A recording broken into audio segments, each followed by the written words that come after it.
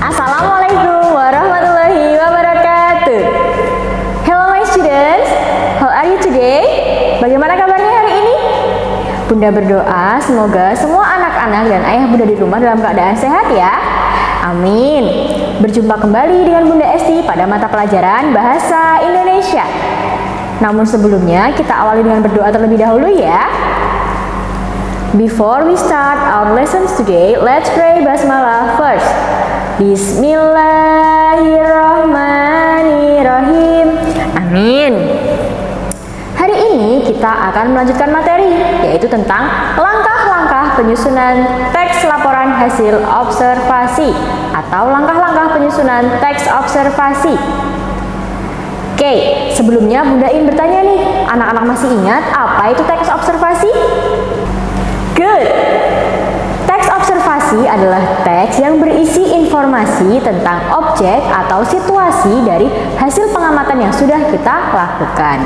Jadi sebelum kita membuat suatu teks observasi ini, kita harus sudah melakukan pengamatan terlebih dahulu, seperti itu.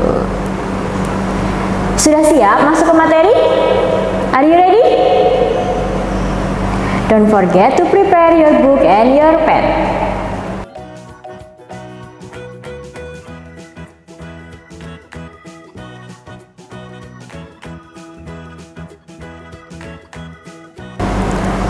Langkah-langkah teks observasi. Ada yang tahu ada berapa langkah-langkah dalam penyusunan teks observasi? Ya, ada 7 langkah yang harus kita lakukan dalam penyusunan teks observasi. Yaitu, yang pertama, menentukan topik masalah. Yang kedua, merencanakan penyelesaian masalah. Yang ketiga, melakukan pengamatan. Yang keempat, meneliti ulang hasil pengamatan.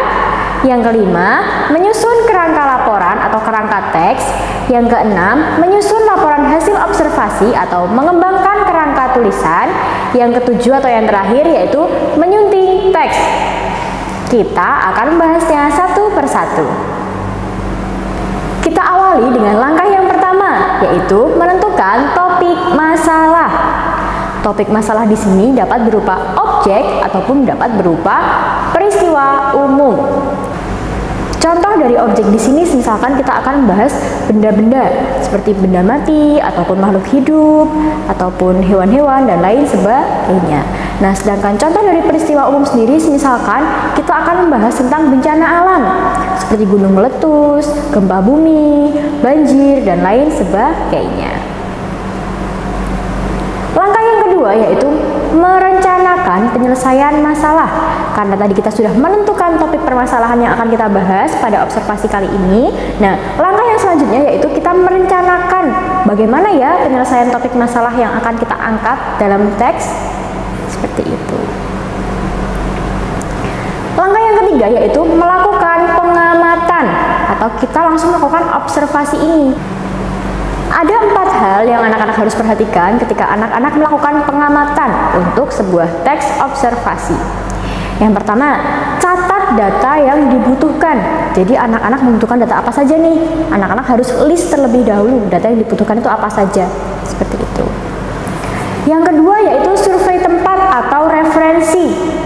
Nah, ketika itu ada di lapangan, anak-anak bisa mensurvei terlebih dahulu tempatnya seperti apa.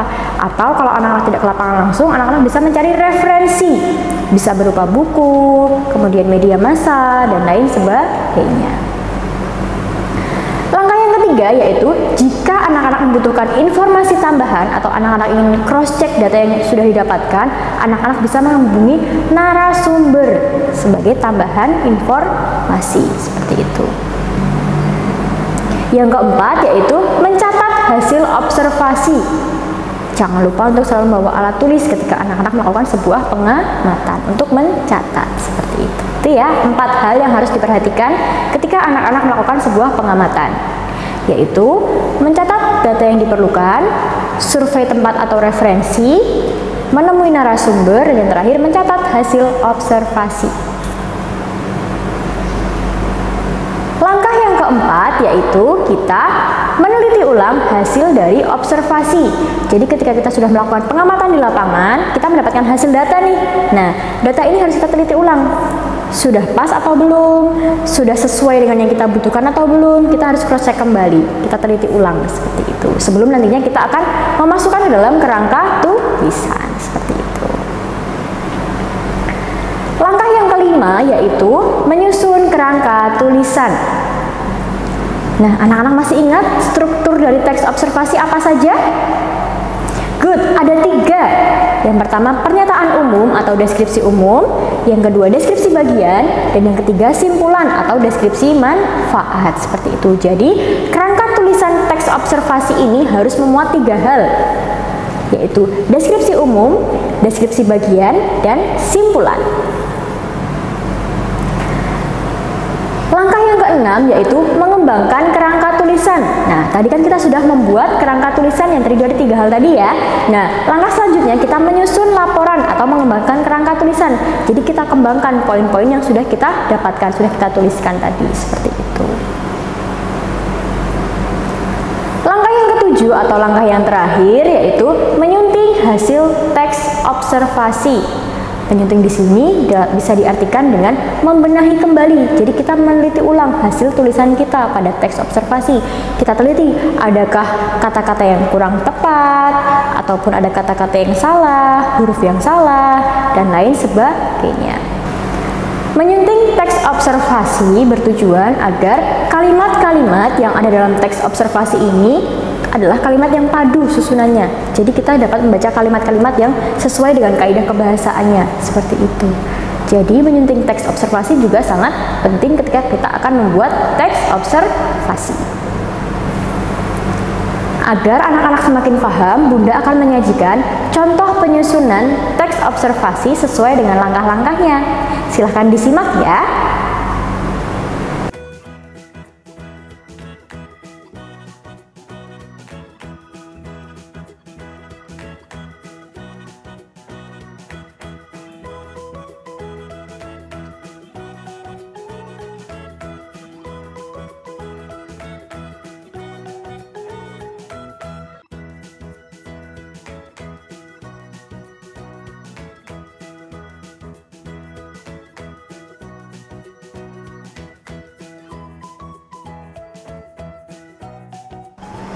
Nah, itu tadi penjelasan dari Bunda. Anak-anak pasti sudah paham ya?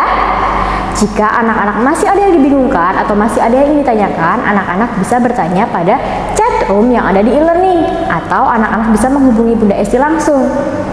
Jangan lupa untuk selalu mengerjakan tantangan yang Bunda cantumkan di e-learning ya. Bunda tunggu. Marilah kita akhiri pembelajaran pada hari ini dengan membaca hamdalah bersama-sama. Alhamdulillahirabbil alamin. Amin. Semoga apa yang kita pelajari hari ini dapat bermanfaat ya. Bunda akhiri. Wassalamualaikum warahmatullahi wabarakatuh.